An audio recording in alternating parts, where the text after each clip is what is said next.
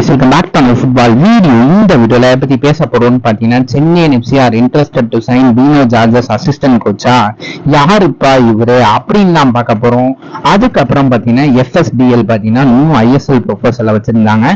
அதுக்கு ஏஎஃப்எஃப் ஒரு கவுண்டர் கொடுத்திருக்காங்க. அதுக்கு எஃப்எஸ்டிஎலோட ரெஸ்பான்ஸ் என்னவா இருந்துச்சு அப்படின்னு தான் பார்க்க போறோம். இன்னும் நீங்க சப்ஸ்கிரைப் பண்ணாம இருந்தீங்கன்னா மறக்காம பண்ணிக்கோங்க. சரி வாங்க டைரக்டா வீடியோக்குள்ள போயிடலாம்.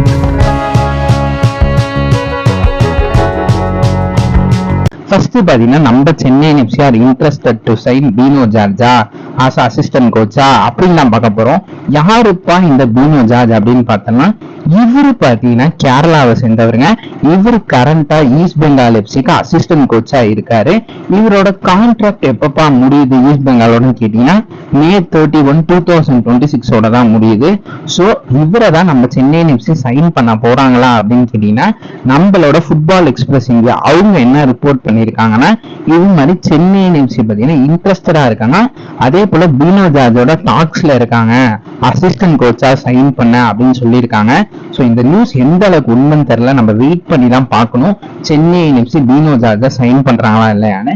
பீனோ ஜார்ஜா சென்னை எஃப்சி சைன் பண்ணலாமா அப்படின்னு கேட்டீங்கன்னா இவர் ஒரு நல்ல எக்ஸ்பீரியன்ஸ்ட் இந்தியன் கோச். 48 இயர்ஸ் தான். ஏஎஃப்எஃப் ஓட ப்ரோ லைசன்சிங் இது எல்லாமே அவர்கிட்ட இருக்கு. அதே போல பாத்தீங்கன்னா அவர் கேரளாவை சந்தோஷ் டிராஃபி ஜெயிக்க வச்சிருக்காரு. அதே கோகுலம் கேரளா எஃப்சிக்கு கோச் பண்ணியிருக்காரு.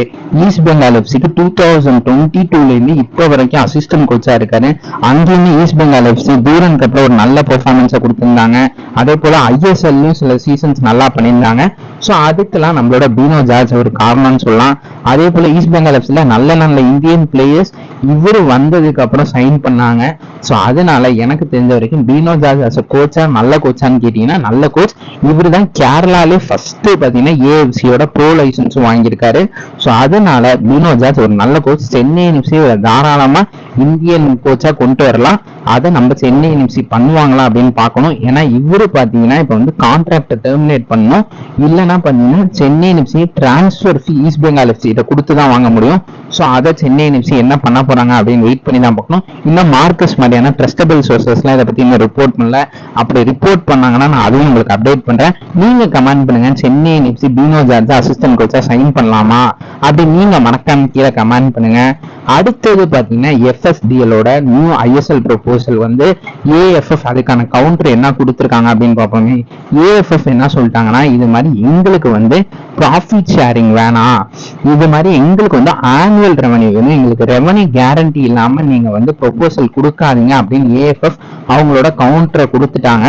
ஸோ அதனால எஃப்எஸ்டிஎல் இதுக்கு ஒரு ரெஸ்பான்ஸா என்ன கொடுத்துருக்காங்க அப்படின்னு கேட்டீங்கன்னா இது மாதிரி நாங்க இந்த ப்ராஃபிட் மேக்கிங் ரெவன்யூல தான் இருக்கோம் அப்படின்னு எஃப்எஸ்டிஎலும் சொல்லியிருக்காங்க. ஸோ இது என்ன ஆக போகுது அப்படின்னு தெரியல. இதெல்லாம் முடிஞ்சாதான் ஐஎஸ்எல் பத்தி நமக்கு ஒரு பெரிய அப்டேட் கிடைக்கும். ஆல்ரெடி சுப்ரீம் கோர்ட் வேற சொல்லிருச்சு, நீங்க வெயிட் பண்ணுங்க, எங்க ஆர்டர்ஸ் வந்ததுக்கு அப்புறம் தான் நீங்க ப்ரொசீட் பண்ணுன்னு சொல்லுவாங்க. ஸோ அவங்க என்ன சொல்ல போறாங்கன்னு தெரியல. அதெல்லாம் பொறுத்து தான் ஐஎஸ்எலோட சீசன் 12 இருக்கு. வெயிட் பண்ணி பார்ப்போம் இதுல என்ன நடக்க போகுதுன்னு. அதுக்குள்ள எஃப்எஸ்டிஎலும் அதே போல நம்மளோட ஏஎஃப்எஃப்பும் ஒரு நல்ல முடிவுக்கு வந்தா இந்தியனோட ஃபியூச்சர் ஃபுட்பாலுக்கு ரொம்பவே நல்லா இருக்கும். ஸோ அதை ரெண்டு பேரும் சேர்ந்து பண்ணுவாங்க அப்படின்னு நம்ம ஹோப் பண்ணுவோம். நீங்க சொல்லுங்க, ஏஎஃப்எஃப் சொல்றது கரெக்டா? அவங்களுக்கு ஆனுவல் ரெவன்யூவா கொடுக்கணுமா எஃப்எஸ்டிஎல், இல்ல எஃப்எஸ்டிஎலோட அந்த நியூ ப்ரொபோசல் கரெக்ட் தானா அப்படின்னு நீங்க மறக்காம கீழே கமெண்ட் பண்ணுங்க. உங்களுக்கு இந்த வீடியோ பிடிச்சா சப்ஸ்கிரைப் பண்ணிக்கோங்க, லைக் பண்ணிக்கோங்க, ஷேர் பண்ணிக்கோங்க. சரி வாங்க இதோட இந்த வீடியோவை முடிச்சுக்கலாம்.